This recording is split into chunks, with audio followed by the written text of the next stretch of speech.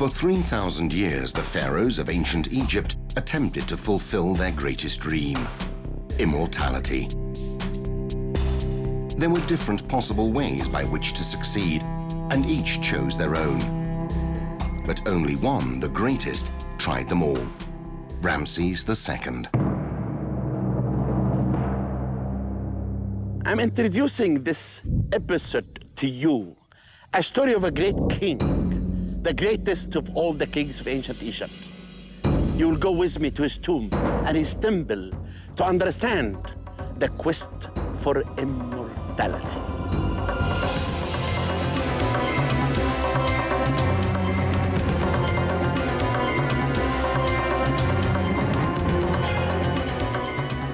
It took just 3,000 years for the Egyptian civilization to come into being, reach its peak, and fall into decline.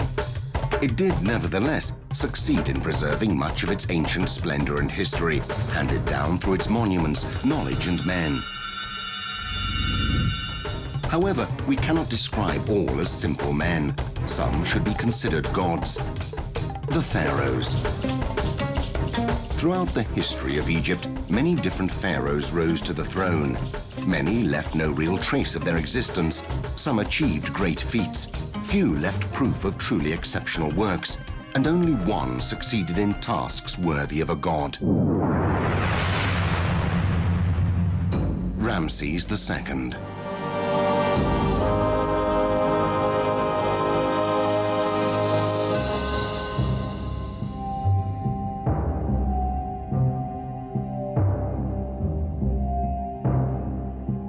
This is the tomb of Ramses II.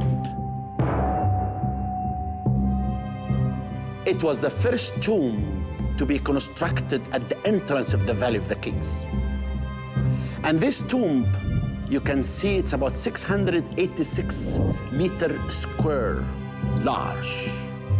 It is the largest tomb in the Valley of the Kings. The tomb actually is for one of the kings who ruled Egypt about 66 years. Ramses II died an old man at around the age of 90 in 1213 BC. As was the custom of such an important figure, he had a tomb built worthy of his importance, a place to preserve his body for all eternity.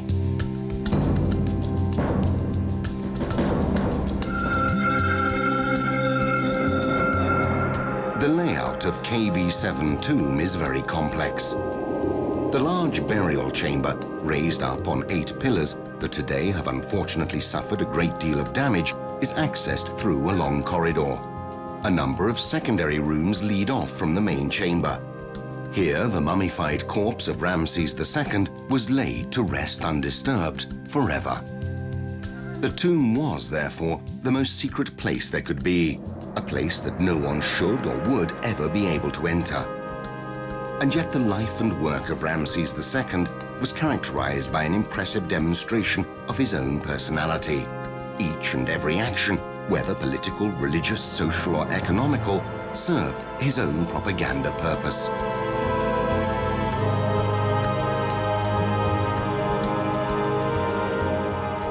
A prime example of this conduct is the Temple of Abu Simbel, ordered by Ramses II to show off his own personality and intimidate populations beyond the southern borders of Egypt.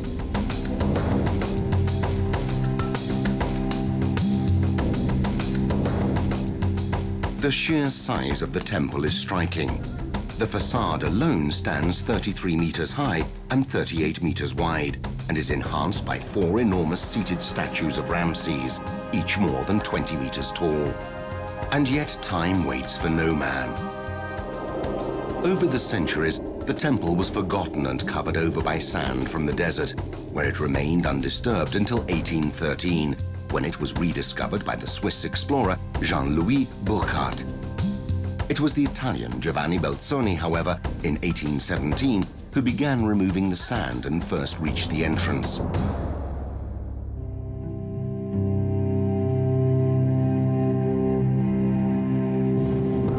The sight before him is the same enjoyed by visitors today. a large room decorated by tall statues of Ramses II as Osiris. This leads off to a series of other rooms. The walls are decorated with battle scenes, showing Ramses defeating and subduing enemy populations.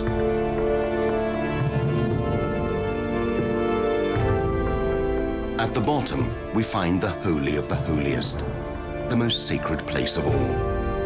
Here, 4 statues sit representing the pharaoh amidst the 3 gods to whom the temple is dedicated: Ra, Horakhti, Amon, and Ptah. Well, the people considered him as a god, and he himself reclaimed that he is one of the gods. And you can see this very clear at the temple of Abu Simbel. When you reach the Holy of the Holiest at the end of the temple, you find Ramses II is sitting beside other gods. So he became himself a god. In 1960, the Egyptian government began construction work on the Aswan High Dam to create Lake Nasser. The temple of Abu Simbel would have been submerged by the new lake. It was therefore decided that it should be saved, leading to the incredible feat sometime between 1964 and 1968, in which the 2 temples were dismantled into 1,500 blocks and rebuilt 65 meters higher up, to absolute perfection.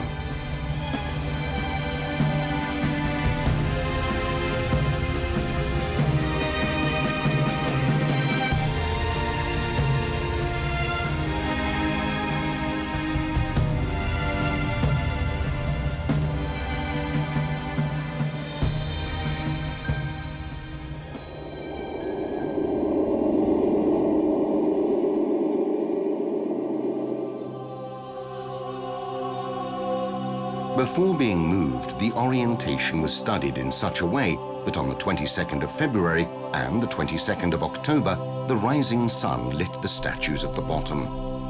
After the work was completed, this phenomenon now takes place 1 day early. The side rooms are instead decorated with many images of Ramses II, together with the major divinities of the Egyptian pantheon.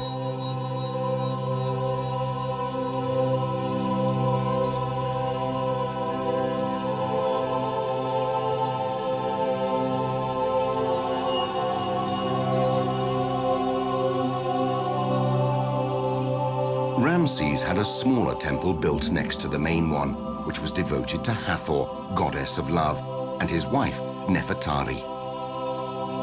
Although smaller in size, it remains extremely important. This is the only Egyptian temple to be devoted to a queen.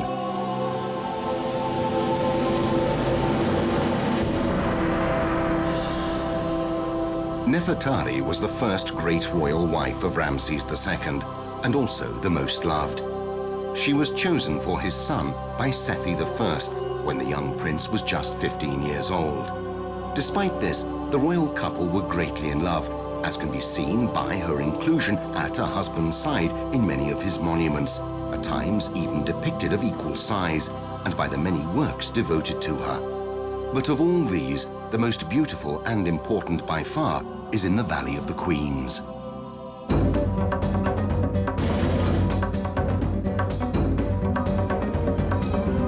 This desolate wadi is the Valley of the Queens, one of the royal burial grounds of the New Kingdom. Ramses II used this valley for the burial of his beloved mother Tuya, as well as for the burials of some of his great royal wives. Of these tombs, the most beautiful by far is that of his first and most favored queen, Nefertari.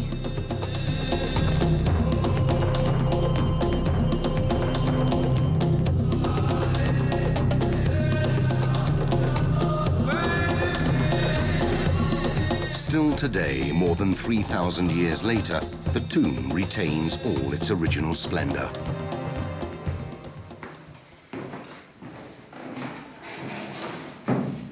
The tomb of Nefertari is considered by many the most beautiful tomb in the Theban necropolis. And I, for one, would not argue. It is truly incredible. Nefertari was the most important of Ramses II's 8 chief wives. She married her husband before he came to the throne and until she died in the 25th year of his reign, she was his most important, his principal consort.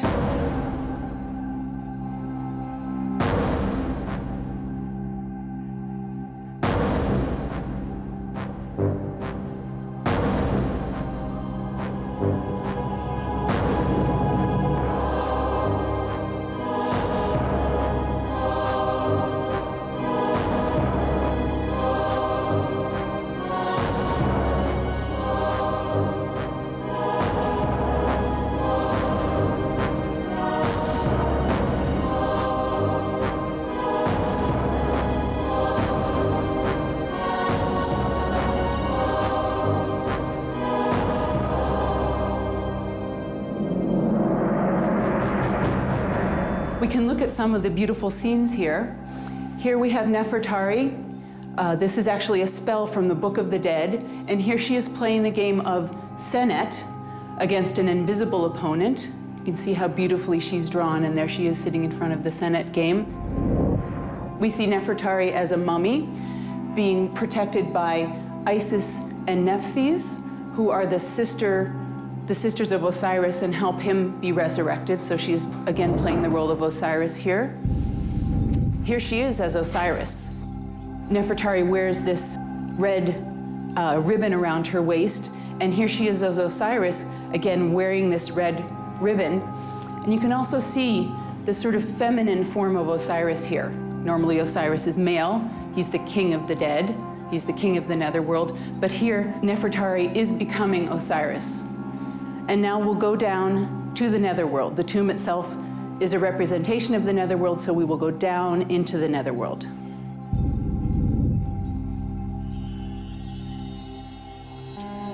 We're now in the burial chamber, the deepest part of the tomb.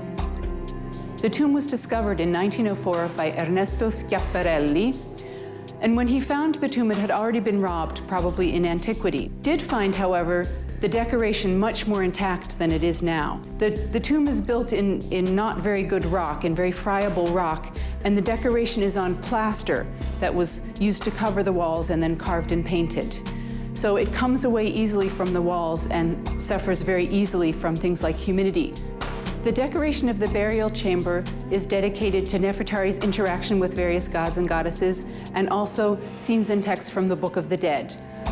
On this wall, we have Nefertari coming in and passing through the gates of the netherworld, which are guarded by these knife-wielding genii. Very interesting names. I particularly like the one in the middle, who has a woman's body, a lioness's head, and snake ears.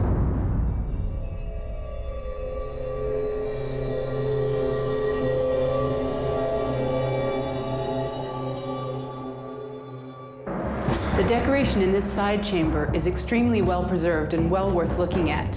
Here we have some beautiful representations of Nefertari herself and a gallery of some of the most important gods in the Egyptian pantheon.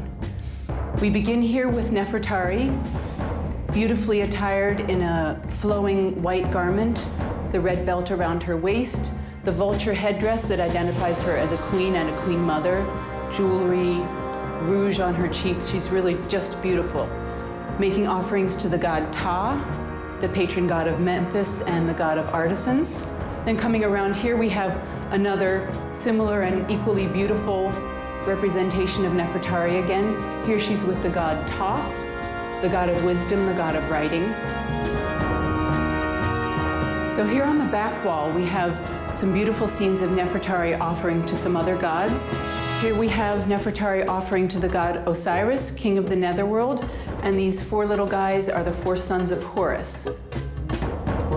And here we have Nefertari making offerings, the same type of offering table, to the god Atum, the great creator god of Heliopolis, who wears the red and the white crown of a united Egypt. And also take a look here at Nefertari's cartouche. Her name is enclosed in this oval ring, like a king's name. In earlier times, it was only the king's name that could be in this cartouche, this oval ring that symbolizes eternity.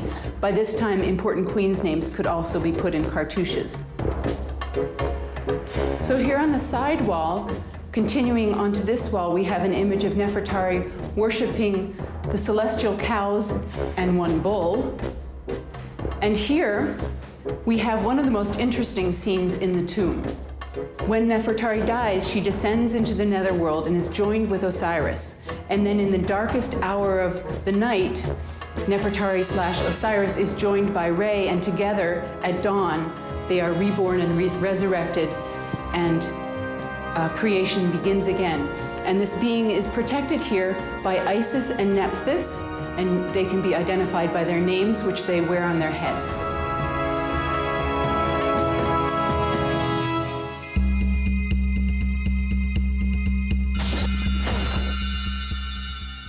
Ramses II imposed the cult of his personality in many different ways. Perhaps the clearest of these was his enthusiasm to build, as shown by the expansion of the main temple complexes of Thebes, Karnak, and Luxor. In the temple of Amun-Ra in Karnak, he created many important constructions. The great hippo-style hall designed by Amenhotep III was only begun by Sethi I. Ramses completed it, creating a huge area divided up by 134 24-meter-high columns with diameters exceeding 10 meters. He then decorated the walls of the room with bas-reliefs that celebrated his personality and military feats. He also ordered the construction of the great sacred lake that priests would enter to purify themselves before ritual ceremonies. The water of the lake, coming from the Nile, provides a symbolic representation of the primordial ocean from which, according to Egyptian religion, the world was born. In Luxor, his work as constructor was yet more evident. The temple entrance was divided up by a series of huge pillars. Opposite the first, 6 huge statues were carved, representing himself, 4 seated and 2 standing. Today, only fragments remain. The facade, on the other hand, is entirely decorated with battle scenes depicting him fighting at Kadesh in today's Syria against the Hittites. The courtyard of Ramses II, in which the pharaoh had many statues built in his image, is immediately beyond the entrance. The 14th century mosque of Abu el-Hajjaj faces onto the courtyard, and a very important discovery was recently made in the mosque. In July 2007, there was a big fire inside the tomb of Abu al-Hajjaj. And this is, as we were aware about this site of the tomb of Abu al-Hajjaj, we were sure that there is something inside the tomb because it was built over part of the open court of Ramses II. That's why we took the chance and we began to reveal these inscriptions, which was covered by a thick layer of mortar made of clay, and this helped in keeping and preserving the reliefs and the scenes which was carved from the time of Ramses II, and nobody see it from this time until we revealed it last February. The meaning of this discovery, it completed the story of Ramses II here inside Luxor Temple. Ramses II did a lot of buildings at Luxor Temple. Ramses II, as you know, turned the land of Egypt to be an open court for his buildings, but this part was the lost part of what he did in Luxor Temple. So this is the first time we completed the story of his buildings inside this part of Luxor Temple.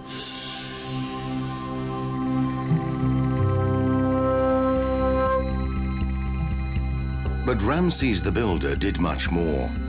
He created many works of art marked with scrolls bearing his name and monuments decorated with statues that showed his triumphs. The best example of his ideals is the Ramesseum.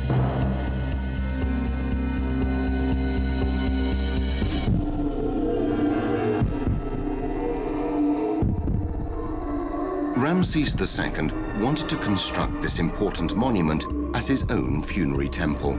Despite the fact that it was a public building, it was intended, just like a tomb, to carry out its own private function only after the sovereign's death. The temple was, in fact, designed not so much to house the pharaoh's body after his death, but rather as a place where all cults linked to his person would be celebrated for centuries. To create it, Ramses II dismantled and reused a whole series of other buildings. Strangely, the same fortune was also to befall the Ramesseum, which was gradually taken apart by later pharaohs. And yet, it continues to fascinate visitors as it must have done in the past.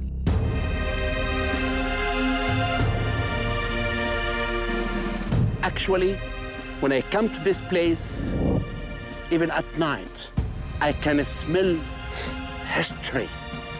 A history that cannot be written, cannot be known, because this man was unique. To come and sit beside this statue of Ramses II, about 1,000 tons. Can you believe it? This was cut from Aswan, from granite, came through the Nile to this place. We can imagine how the quest of immortality for the ancient Egyptian made them to this unique architecture.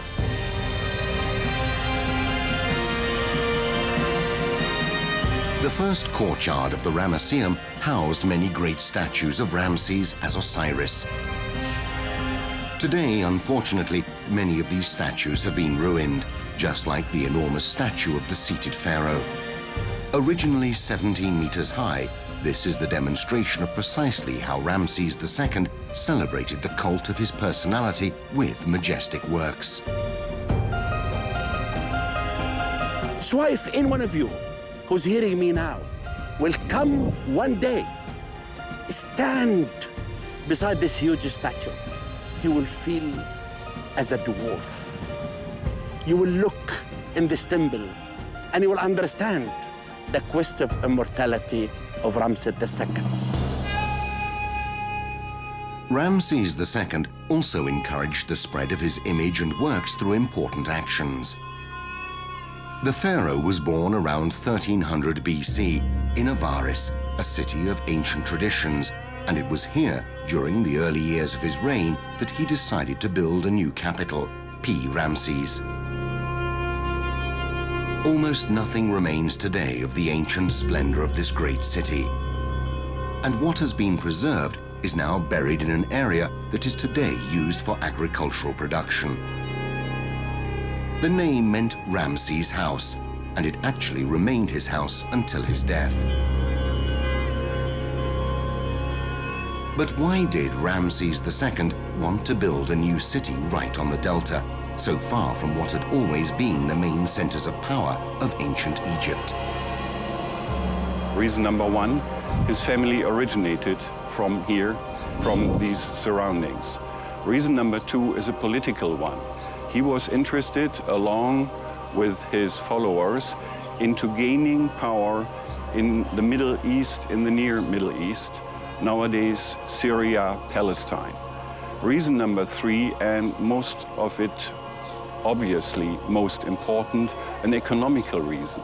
He wanted to trade on the routes far to the north, via land and via sea, and there were excellent connections to these routes to nowadays Turkey, Greece, or to the east, even to Afghanistan and beyond.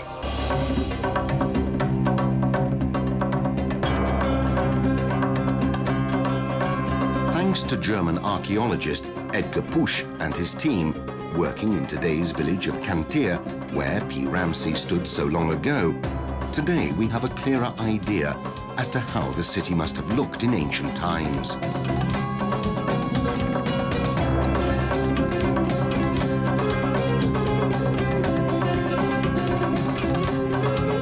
At the top of its splendor, Pi-Ramesse was one of the major cities of the world, if not the biggest one. It covered an area of about 30 square kilometers, which is even to be compared to Rome at its peak and height of splendor.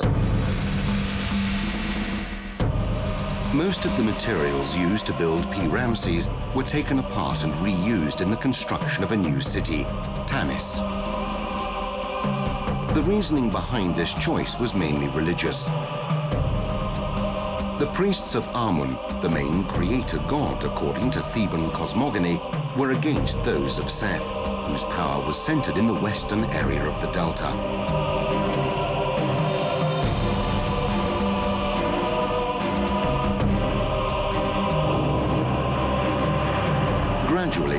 priests of Amun had the better of those of Seth, the dynastic god of the family of Ramses. It was thus decided to destroy P. Ramses and create a new capital with those materials, Tanis.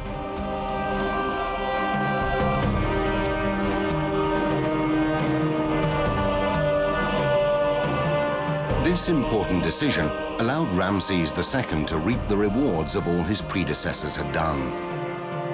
Starting with the person who had given life to a new royal stock, his grandfather Ramses I, with whom an important era of Egyptian history began.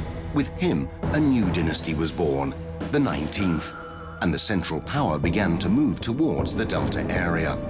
Ramses I reigned for a very short time and then was succeeded by his son, Seti I. Seti I's son was Ramses II, and his mother, Ramses II's mother, was named Tuya, and she was also from a military family, and Ramses II was very devoted to his mother and built monuments for her and treated her very well.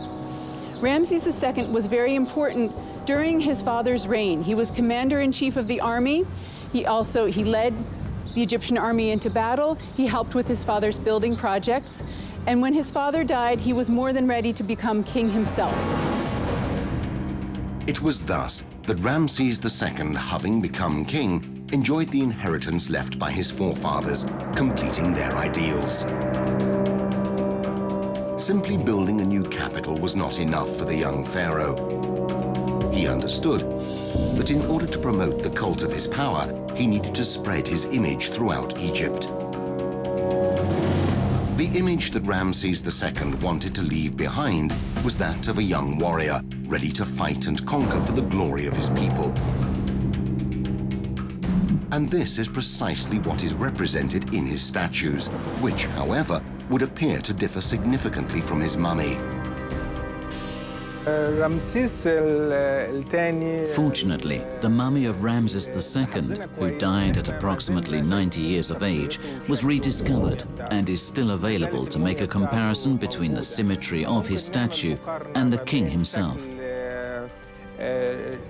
As opposed to the statue of Akhenaten, the statues of Ramses II do not depict the king as a man, but rather emphasize the physical characteristics of a king.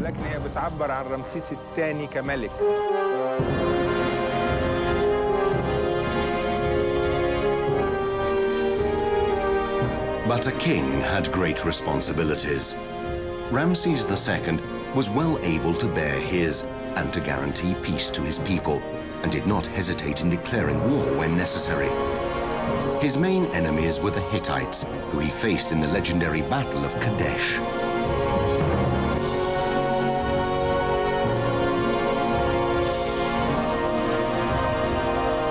Ramses wanted the main temples and monuments he had constructed to show a detailed account of the battle. From the bas-reliefs of the Ramesseum, Karnak, and particularly Abu Simbel, we can reconstruct the main stages of this battle.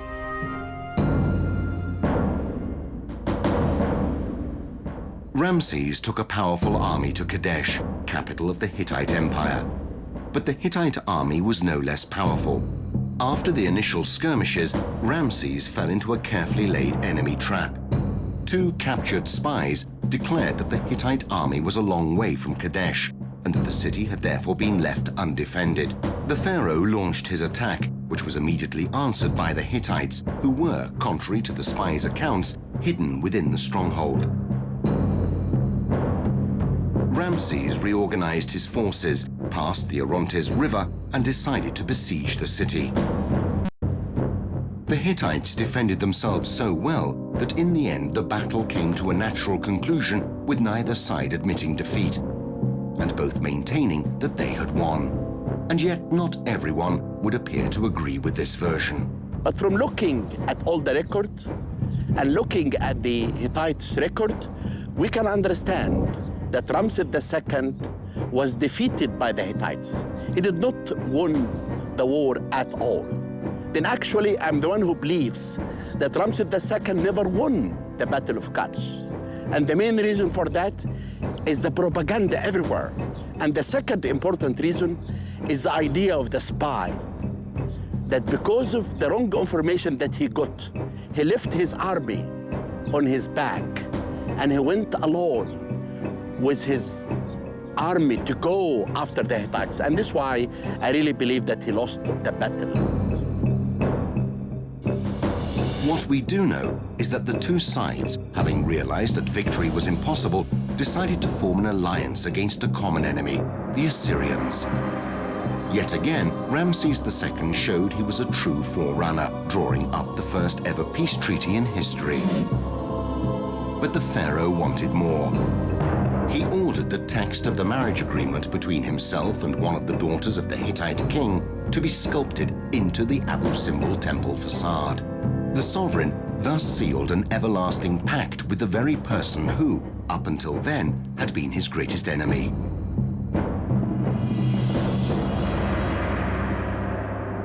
The daughter of the great chief of Hatti, after having crossed Egypt, was brought before His Majesty.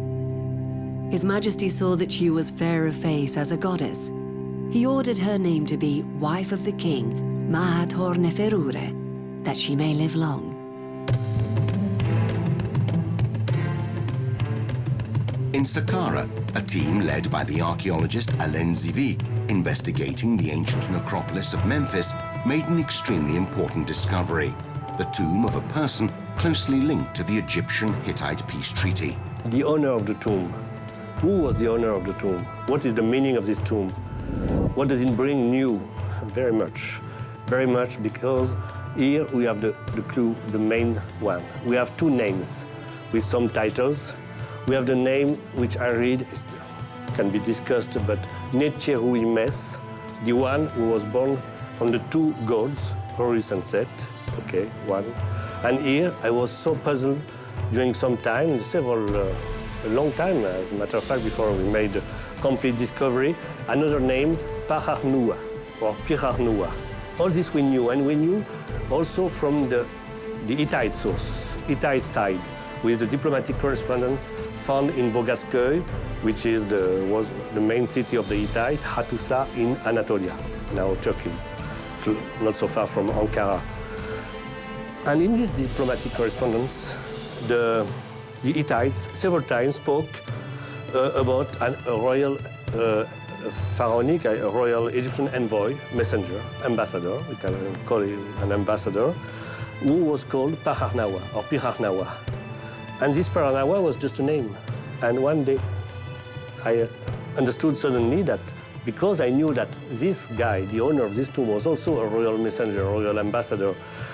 We were in the time of Ramses II. We have the cartouche. I understood Paharnawa is here. This is the tomb of the Paharnawa mentioned by the Hittites. Ramses II proved to be a clever politician and worthy warrior. He created works destined to last forever. He loved and was loved by his people, and upon his death, left a wealthy, peaceful kingdom.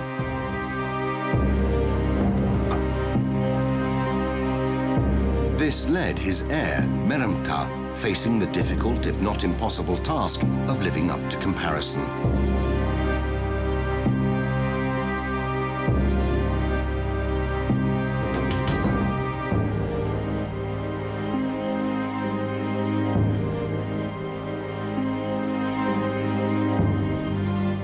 Merneptah was the son of Ramses the Great and his second chief queen, Iset-Nofret.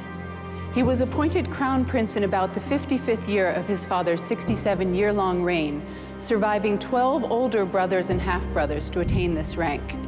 He was himself relatively old when he succeeded his father. After having waited many years and finally having come to the throne, Meremtah found he faced an impossible task: to live up to comparison with his father.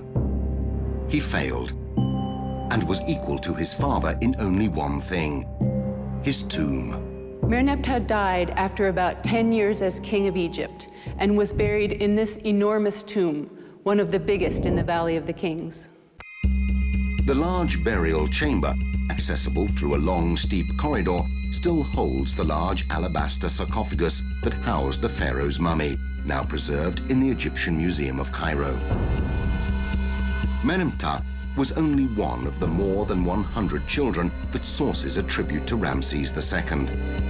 The celebration of his personality and the ultimate goal of reaching immortality would of course continue through his descendants, and Ramses understood this better than any other. And yet such greatness also brought him great pain. Having reigned until the age of almost 90, he saw many of his children die before him. This was perhaps why he decided to build a tomb in which to preserve the mortal remains of his children in an attempt to guarantee their immortality too. Here we are in one of the largest tombs in the Valley of the Kings, KV5. This tomb, as our American colleagues who are excavating here said that Ramses II planned to build this tomb for his sons. As we know, Ramses II has more than 100 sons and daughters, and we have found some of the tombs of these sons and daughters, but most of the names of his sons we did not find until now their tombs. So that's why they thought that Ramses II planned to design and build this tomb to be the eternal place for the bodies of his sons.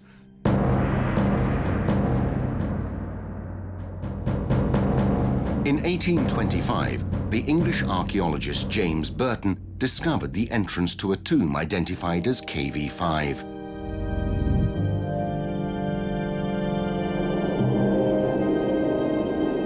The inside of the tomb, however, was in such disastrous conditions that the archaeologist, after having visited just a few of the rooms, thought the structure without value. The tomb was then forgotten about for more than 150 years. It was only in 1989 that the American archaeologist Kent Weeks rediscovered the entrance and began an in-depth systematic investigation.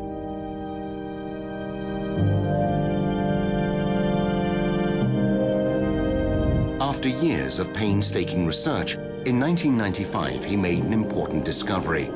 Whilst he and his team were digging in the main chamber, called Chamber 3, he went through a pile of rubble to find himself in a corridor more than 60 meters long, with many other rooms opening up to the sides. The discovery was considered the most important since that of Tutankhamun.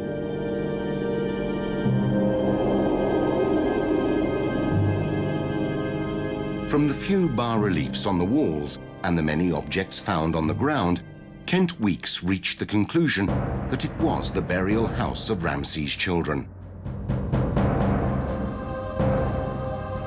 A point of view that is not shared by all. This tomb is the largest in the valley. This tomb is a big mystery. This tomb has a lot to be discovered inside it. This tomb still needs more restorations, more excavations. So that's why I think it is a big riddle, a big mystery for us inside the Valley of the Kings. No one knows exactly what happened to the mummies that were preserved in KV5. Perhaps some were stolen or destroyed. Others may have been moved to preserve them better and to stop grave robbers from reaching them, as was the case with the mummy of Ramses II. It was found in 1881 in a secret hiding place in Deir el-Bahari near the temple of Queen Hatshepsut, where many other royal mummies had been hidden.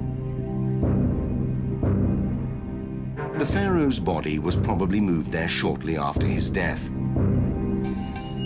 His tomb was thus abandoned or reused for other purposes over the centuries, also deteriorating due to flooding and earthquakes. Important restoration work is now underway. As the head of Antiquities now, I'm looking for people to restore this tomb. Because even there is very little scenes that you can see in this tomb, but still it has the smell of the most famous king of ancient Egypt, Ramses the Great.